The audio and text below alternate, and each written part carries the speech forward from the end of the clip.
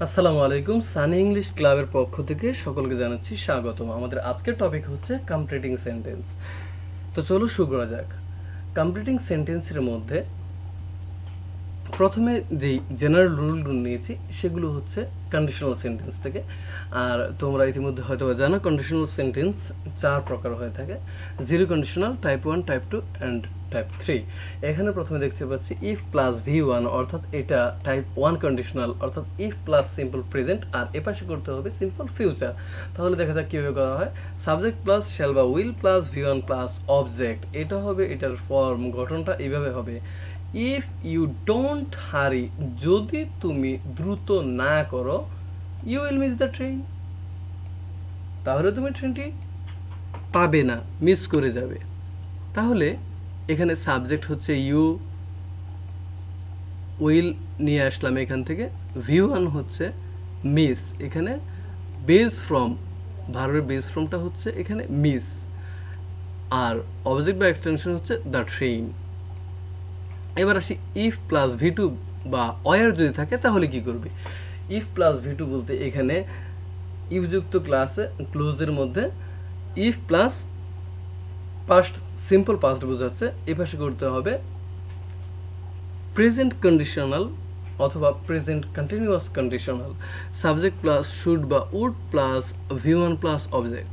If it rained, যদি বৃষ্টি হতো, ইউ উড গেট ওয়েট, তাহলে তুমি ভিজে যেতে।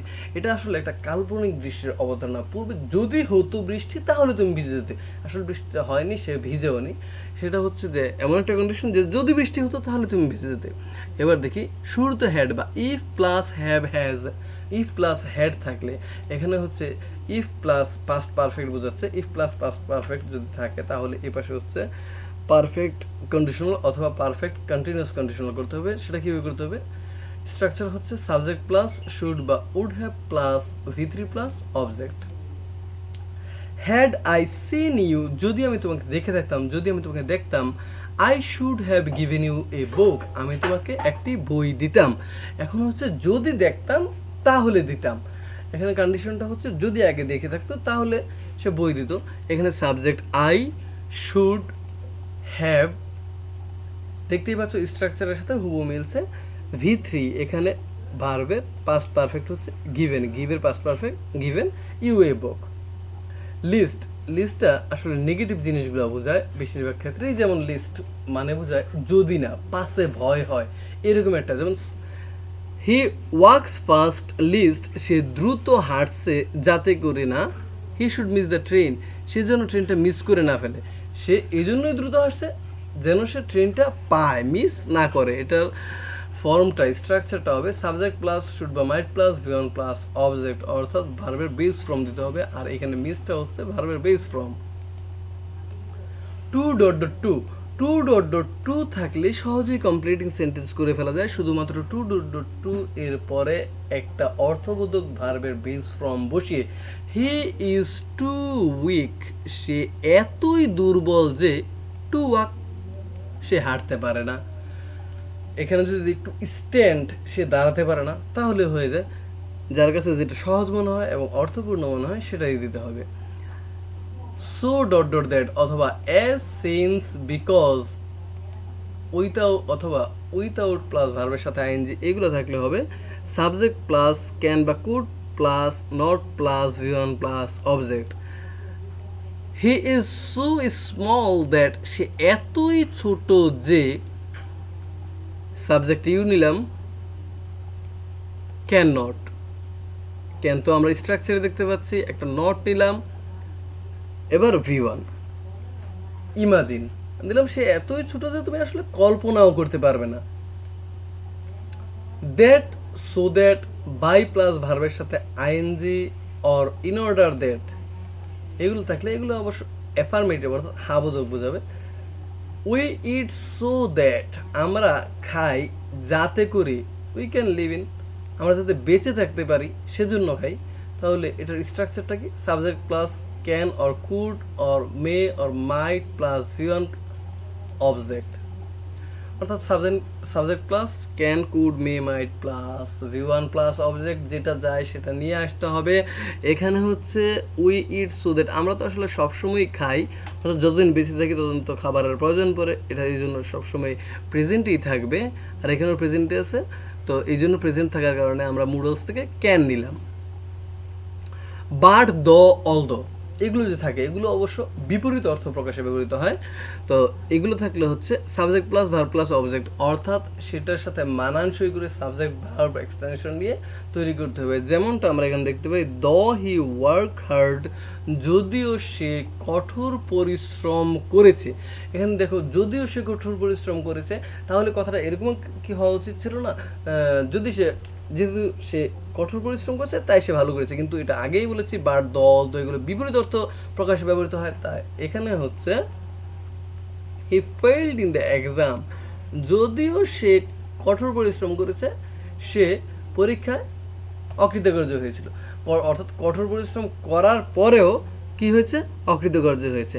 এখন এখানে ওয়ার্কড আছে, ওয়ার্কড, অর্থাৎ দেখো এটা কিন্তু প্রেজেন্টে নেই, এই জন্য আমরা এখানে ফেইলড দিয়েছি। had better, would rather or no sooner dead dot dot then, এরপর ভার্বের বেস ফর্ম হবে, যেমন you would rather read than fail, তুমি বরং পড়ো, অর্থাৎ ফেল করার চেয়ে তুমি বরং পড়ালেখা করো, অর্থাৎ এখানে বোঝানো হচ্ছে যে ফেল করার চাইতে তুমি পড়ালেখা করো তাহলে পাস করতে পারো, এমনটাই বোঝানো হচ্ছে। Scarcely had dot dot when, hardly had dot dot when, no sooner had dot dot then, এগুলো থাকলে পাস্ট ইনডিফিনিট টেন্সে করতে হবে, অর্থাৎ এই ক্লোজটা যদি ফার্স্টে থাকে তাহলে সেকেন্ড ক্লোজটা হচ্ছে পাস্ট ইনডিফিনিটে করতে হবে। এখন এটাই জরুরি নয় যে এটাই ফার্স্টে থাকবে, এটা যদি ক্লোজটা প্রথমে একটা ফার্স্ট ক্লোজে গ্যাপ দিয়ে দেয়, তোমাকে ওইটা কমপ্লিট করতে বলে, তাহলেও কিন্তু ওইটা পাস্ট ইনডিফিনিট টেন্সে করতে হবে। এখন এখানে দেখি, no sooner had I reached the school, আমি স্কুলে যেতে না যেতেই দেন দ্য বেল র্যাং, তখনই ঘন্টা বেজে উঠেছিল, অর্থাৎ পৌঁছতে না পৌঁছতেই কি হচ্ছে, ঘন্টা বেজেছিল। এখানে দেখো র্যাং, রিংয়ের পাস্ট ফর্ম হচ্ছে rang.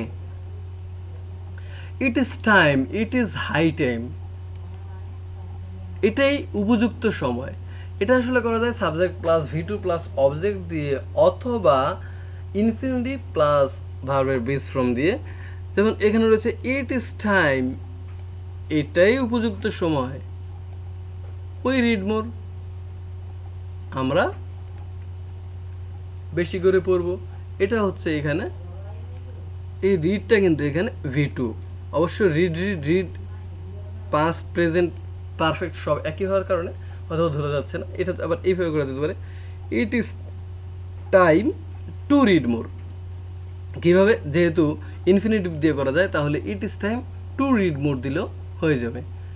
As if, as the ভার্বের plural form, wish or would that, এটা যদি থাকে তাহলে সাবজেক্ট প্লাস V1 যদি থাকে তাহলে করব V2, V2 থাকলে had plus V3 plus object. He speaks as if, সে এমনভাবে কথা বলছে। এখানে স্পিক্স আসলে কোনো যদি ওয়ার্ডের সাথে অ্যাজ বা ইয়েস যুক্ত থাকে তাহলে তার অভ্যাস বোঝায়। হি স্পিক্স, সে এমনভাবে কথা বলে, অর্থাৎ সে প্রতিনিয়তই বলে, এটা আসলে প্রেজেন্টই আছে। হি ওয়ার এ মেড, সে এমনভাবে কথা বলে, আমরা বলছিলাম V1 থাকলে V2 করবো, তাই এখানে ওয়ার দিয়েছি আমরা। হি স্পিক্স অ্যাজ ইফ, সে এমনভাবে কথা বলে যেন সে পাগল, অথবা হি নিউ এভরিথিং, সে এমনভাবে কথা বলছে যেন সে সব কিছুই জানে, এই নিউটা হচ্ছে নো এর past form. The place dot dot where, the time dot dot when, where or when plus meaningful affirmative sentence, এটাই হবে এটার structure. A bus station is the place where, এবার ড্যাশ দিয়ে দিল মনে করো, তাহলে একটা বাস স্টেশন হচ্ছে এমন জায়গা যেখানে কি বাস থামে, তাই বাসেস স্টপস। আসলে একটা বাস তো আর থামে না, যেখানে বাস স্টপ সেখানে অনেকগুলো স্টপেজে বাস থামবে, এখানে বাসেস প্লুরাল ব্যবহার করা হয়েছে। তো বাসেস স্টপ, এখানে মিনিংফুল অ্যাফার্মেটিভ সেন্টেন্স বলেছিলাম দিব, সেভাবেই করা হলো। রিলেটিভ প্রোনাউন সাবজেক্ট হিসেবে ব্যবহৃত হলে অ্যান্টিসিডেন্ট অনুযায়ী ভার্ব হবে। এখন অ্যান্টিসিডেন্টটা কি? যেই প্রনাউন পূর্বের প্রনাউনকে রেফার করে সেটাই হচ্ছে antecedent. I saw a man who was blind, আমি এমন একটা মানুষকে দেখতে পাই যে কি নাকি অন্ধ। এখানে দেখো হুটা হচ্ছে রিলেটিভ প্রনাউন,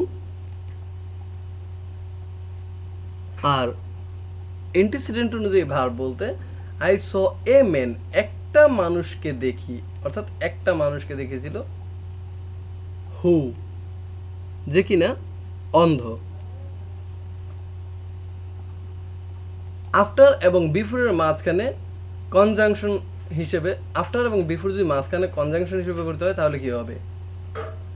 যদি বিফোরের পূর্বে পাস্ট পারফেক্ট থাকে তাহলে বিফোরের পরে পাস্ট ইনডিফিনিট, যদি আফটারের পূর্বে পাস্ট ইনডিফিনিট থাকে তাহলে আফটারের পরে পাস্ট পারফেক্ট। যেমন subject plus had plus V3 plus before plus subject plus V2, অথবা subject plus V2 plus after plus subject plus had plus V3 plus object.